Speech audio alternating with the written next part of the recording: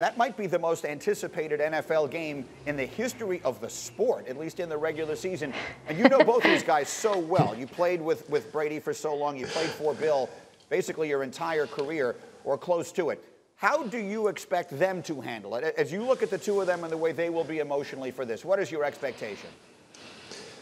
Yeah, emotionally is the right word to describe this. And which one of them do I feel detaches better than the other? And for me, it's Bill Belichick. So for him, emotions won't be there. But for Tom, it's just who he is. And throughout the course of the week, he'll say all the right things and he'll act the right way.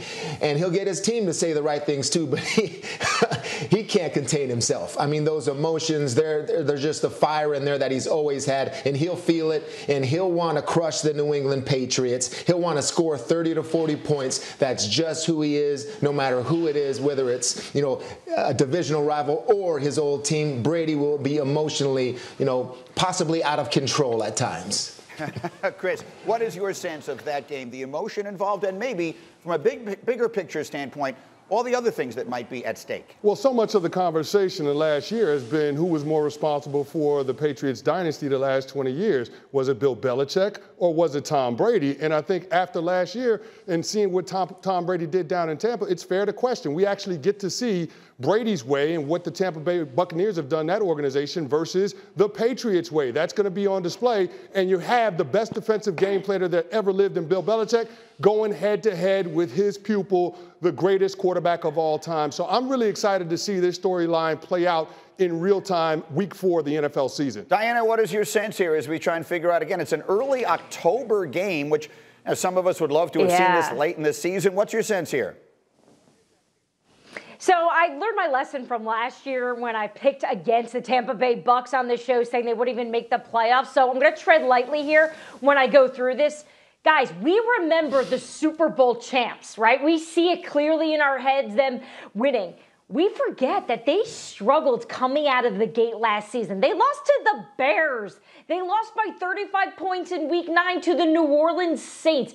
It took them a while to get a groove and find that groove. And of course, injuries worked in their favor. They were a very healthy team late in this season. So we know we have the element of the Super Bowl hangover. It's always a factor. I don't care what you say, what you think about it. So many people think it's made up. It's not.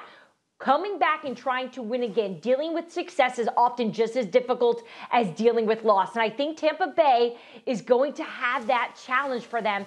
And in the meantime, I'm looking at New England going, there's a lot of new faces here. We have no idea who the starting quarterback's going to be, and we have no idea how this transition is going to be for all these new free agents to the Patriot way, Greeny.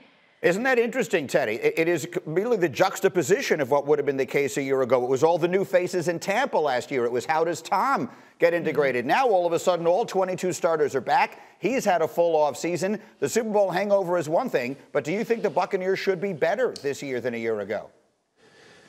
Yeah, there's a lot going on to possibly, repeat as Super Bowl champions. I've succeeded at it and I've failed at it, both of them. So the right things and the wrong things, I know what happens. And one of the things is sometimes you get a little bit complacent. And what happens is if Bruce Arians is able to keep them focused, I don't see why this team, can't. I mean, you look at the schedule and it's like, who can beat them? I don't see anyone that can be able to beat them except for themselves. So going into New England, though, there is a lot of emotions, and on the other side, the New England Patriots are going through something that possibly Tom Brady went through last year, is dealing with a lot of new faces in a lot of new places and a lot of new schemes and offenses and defenses. So that's what they have to deal with. But the Bucs, I mean, they are off and running. They know each other well. Everybody's back. I mean, this is going to be a great team to watch this year.